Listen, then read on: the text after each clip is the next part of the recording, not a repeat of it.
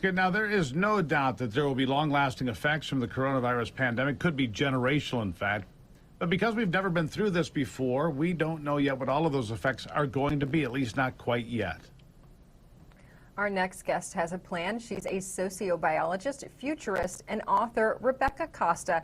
Thank you for joining us. You help large companies stay ahead of what is coming for them, but you say we may not know as a community what's coming for us. What does that mean?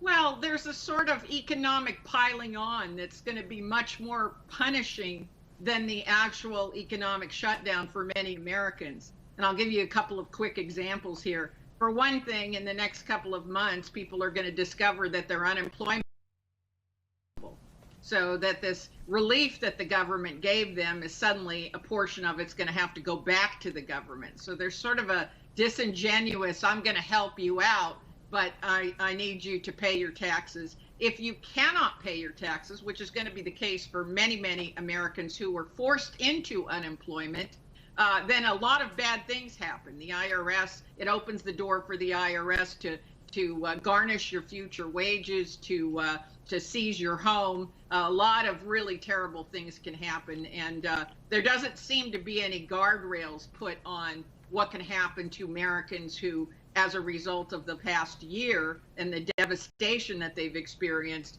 may not be able to pay their taxes. But it's even more than that. For those who have fallen behind on rent or mortgages, they've taken a tremendous hit in their credit rating. And as you know, and most of your listeners here and viewers today know, employers take a look at your credit rating to even decide whether you're suitable to take certain jobs. So that may affect their ability to become reemployed. Right.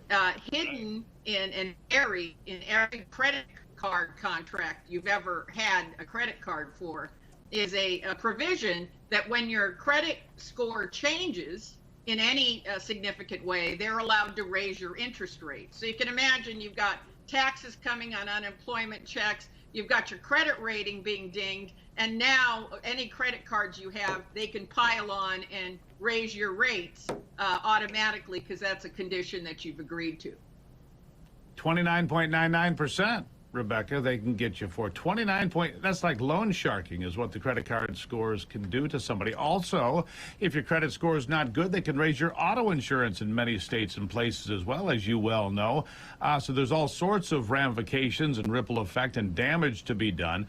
I wonder if the Congress would weigh in and level back those percentages. Probably not.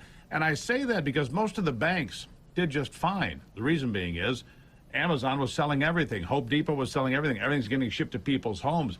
The credit card companies, I don't think they did too badly along the way based on what I'm seeing on Wall Street. Am I right or wrong? You're absolutely right, but these kinds of conditions create predatory environments. Just remember now, there's a credit card in the Midwest that's charging 87%. There's no more usury laws. There's no limit to what a credit card company can charge you. You mentioned 29%. That's a pretty good deal compared to 87%.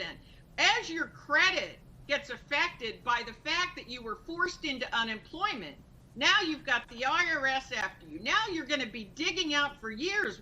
You can't fix bad credit overnight. And so there's a kind of a piling on that's beginning to occur. And what we don't see is the leaders, as you point out, we don't see leaders putting guardrails in to say, hey, no taxes on unemployment for 2020 and 2021. Hey, we're not going to allow credit card companies to increase your interest rates more than X percent if your credit score has changed. Or even being able to go in and say, look, we're not going to allow you to decrease a person's credit score more than X percent in 2020. These kinds of guardrails would be very simple for Congress to put in place.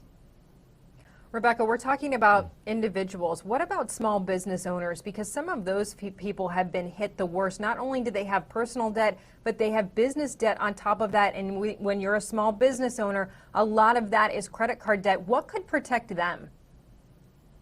Well, for one, we've got to look at rent, which is a big part of a small business's expense. And we've got this wonderful rent, eviction moratorium and mortgage moratorium. But what happens when it ends? I don't see anybody in the U.S. Congress talking about when the end of the moratorium comes, what happens?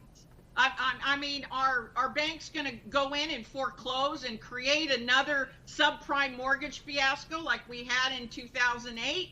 I mean, we've got to plan for those things now. And there is a very simple solution. I said this before the subprime mortgage disaster occurred. I'm going to say it again. You just simply take those mortgages and you say, listen, we don't want you to catch up the payments that you're behind. We're going to take your 30-year loan and make it 35 years, and you'll catch it up on the back end. It'd be very simple. Now, unfortunately, once you're engaged in a mortgage, they don't have the legal right to rewrite those contracts. And again, if we give them the legal right, the banks are likely to ding people with exorbitant fees because they're for-profit enterprises. So it would be very good for leaders to begin thinking about allowing mortgage holders, landlords who businesses rent from, most businesses, small businesses do, to allow their tenants to have some forgiveness, maybe not pay back rent or pay it at a very, very insignificant rate because they themselves receive forgiveness from the mortgage companies. Remember, this trickles down. Yeah, it certainly does. Rebecca, we've got 27 more questions, but we're out of time because I've got one about high school dropouts, because I think that's going to be a generational problem that hasn't been addressed either. But please come back. You're fascinating, and you're thinking and looking around the corner in ways that I don't think people are, but should be.